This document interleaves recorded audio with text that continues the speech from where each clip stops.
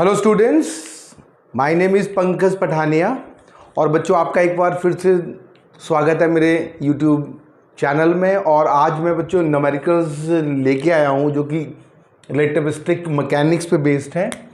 और ये जो न्यूमेरिकल्स आपके final exam point of view के लिए इम्पॉर्टेंट हैं। तो हम आज बेसिकली दो न्यूमेरिकल्स करेंगे। First is calculate the amount of work to be done to increase the speed of electron from 0.6 C to 0.8 C given rest energy of the electron is 0.5 mega electron volt। और यहाँ पे हमारे पास और second जो है हम question वो है how much mass does a proton gain when accelerated to kinetic energy of 500 mega electron volt. तो बेसिकली ये मास एनर्जी इक्विवेलेंस जो हमने डिस्कस किया था मेरे जो आप पुराने वीडियोस में आप देखोगे, ये मास एनर्जी इक्विवेलेंस पे बेस्ड है दोनों न्यूमेरिकल्स। और इसमें क्या है, energy is equal to mc square means energy will be convert into the mass and mass will be the convert into the energy. और ये जो c स्क्वायर है वो क्या है, कन्वर्टिबल फैक्टर है।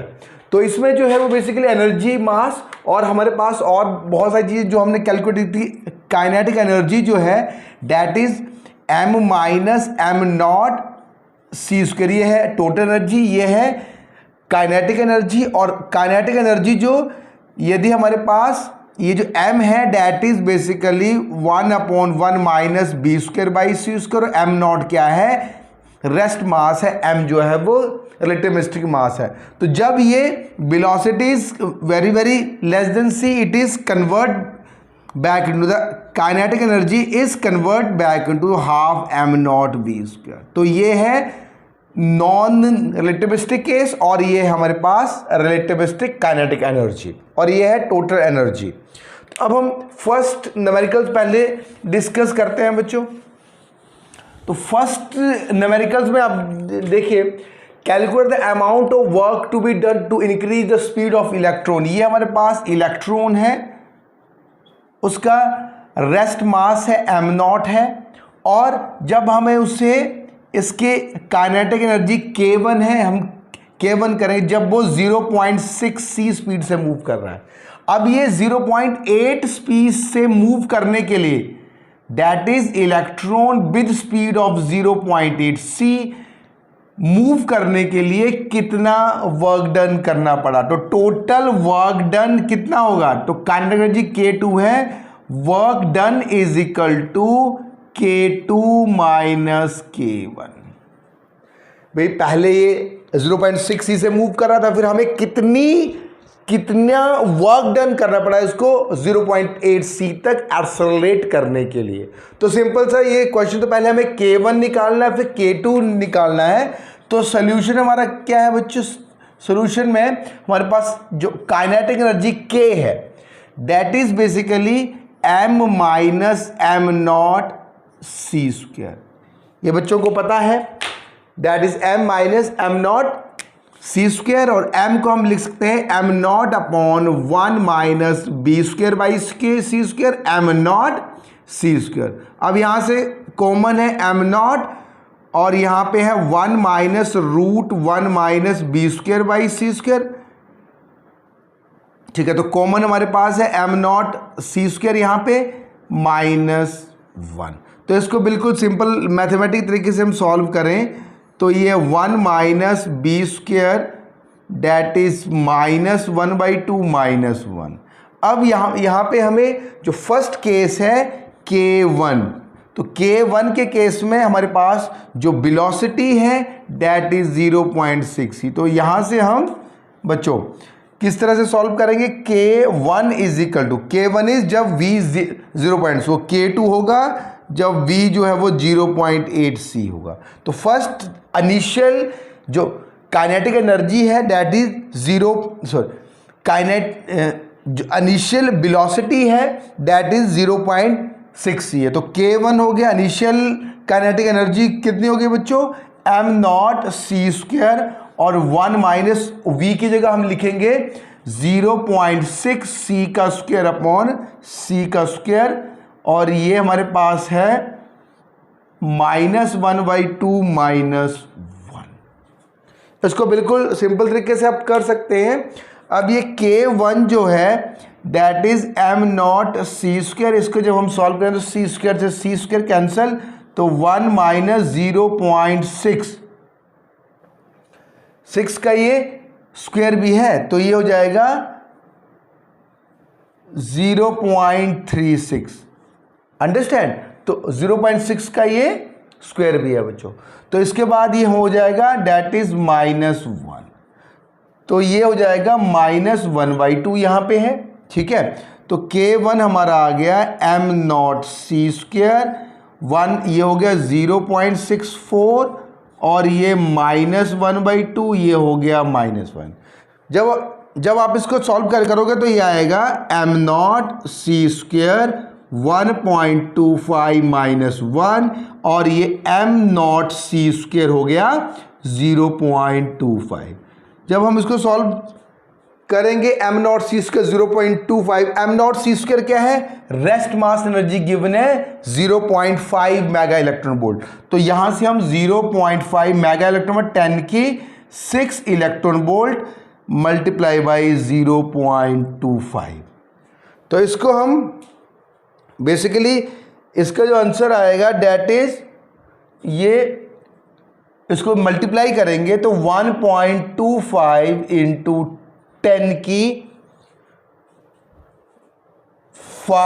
Electron volt. 1.25 इंटू ये 25 मल्टीप्लाई बाई 5, 125 तो 1.25 इंटू 10⁵ इलेक्ट्रॉन वोल्ट, ये है काइनेटिक एनर्जी K1। अब हम कैलकुलेट करेंगे K2 को। K1 हमने कैलकुलेट कर लिया, अब बात करते हैं K2 का। तो K2 के लिए सेम हमें क्या करना पड़ेगा? m0c² 1 - b²/c², ये हमने कैलकुलेट किया था -1/2 -1। तो यहां से हमारे पास 1c², 1 - 0.8c, ये K2 है बच्चों। AC का स्क्वायर अपॉन C का स्क्वायर -1/2 -1। ठीक है, तो इसको हम m0c², 1 - c² से c² कैंसल, ये हो गया 0.64 और ये हो गया -1/2 -1।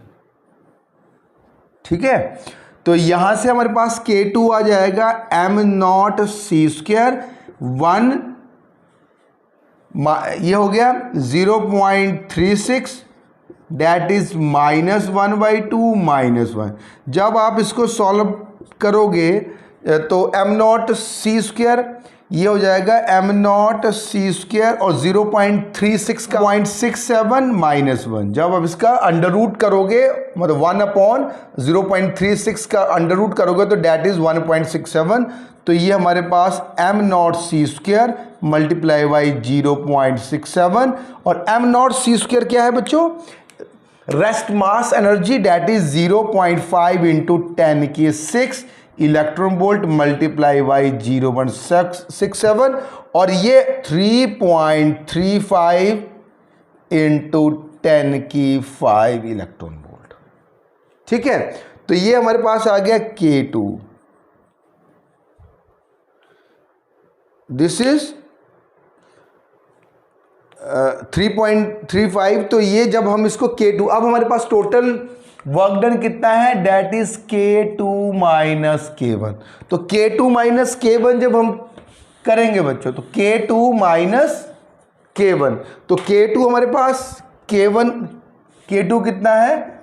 K2 - K1, K2 हमारे पास है 3.35 into 10⁵ electron volt -1.25 into 10⁵ electron to 2.1 into 10⁵ electron volt. और यहां से हमारे पास टोटल वर्क डन है वो हमारे पास जूल में भी आप कन्वर्ट कर सकते हैं इसको, 1.6 इंटू 10⁻⁹ जूल आएगा और इसको हम 3.3614 जूल। तो ये 3.36 इंटू 10 की माइनस 14 जूल जो है वो टोटल वर्क डन। क्या, कौन सा वर्क डन? जो हमें 0.6 सी से वेलोसिटी बढ़ा के या स्पीड बढ़ा के 0.8 सी तक एक्सेलरेट करने के लिए हमें टोटल वर्क है 3.36 इंटू 10 की माइनस 14 जूल। अब हमारे पास नेक्स्ट क्वेश्चन क्या था? हमारे पास क्वेश्चन नंबर 2, तो नोट कर लीजिए इसको, इसी से रिलेटेड क्वेश्चन आएंगे। यहां पे 0.1 सी से 0.9 सी भी हो सकता है, 0.3 सी से 0.4 सी भी हो सकता है। तो इसी तरह से बच्चे क्वेश्चंस बनता है। अब नेक्स्ट क्वेश्चन हम करें, क्वेश्चन नंबर 2। क्वेश्चन नंबर 2 है how much mass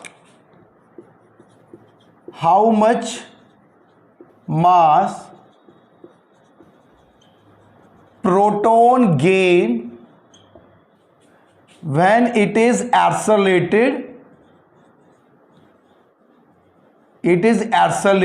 to 500 mega electron volt.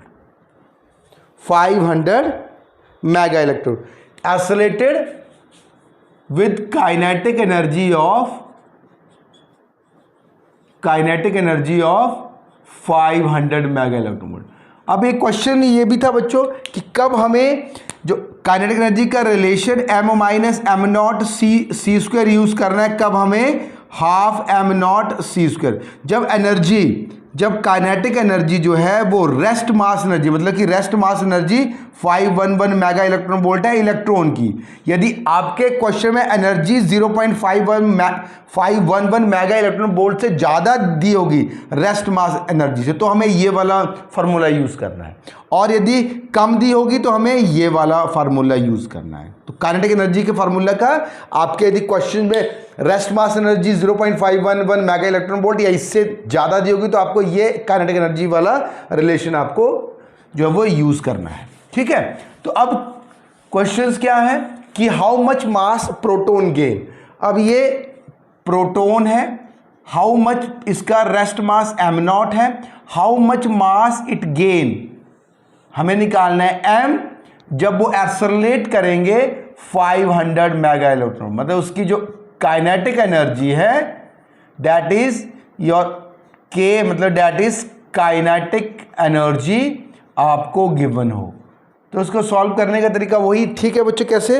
हमारे पास जब हमारे पास k आएगा, जब हमारे पास, तो काइनेटिक एनर्जी कितनी है k हमारे पास है m minus M not C square. Kinetic energy given है तो k upon C square m minus M not. Understand? How much mass, ये गेन है, ये है relativistic mass, m is greater than m naught because m is basically m naught upon 1 minus b square by c square।